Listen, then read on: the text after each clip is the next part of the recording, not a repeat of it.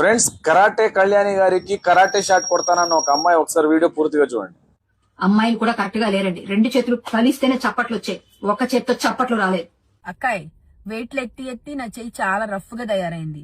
ఇప్పుడు నా చేత్తో నీ చెంప మీద గేట్ కూడా అనుకో, చెల్లుమని మంచి సౌండ్ వచ్చిద్ది. అప్పుడు నా చెయ్యి తప్ప నీ చెంప తప్ప. సో చూసారు కదా ఫ్రెండ్స్, కరాటే కళ్యాణి గారు ఏం చెప్తున్నారంటే క్లాప్స్ అనేది ఒక్క చేతితో రాదు, రెండు చేతులతో వస్తాయి అంటారు. మేడం, నాకు అదే అర్థం కావట్లా.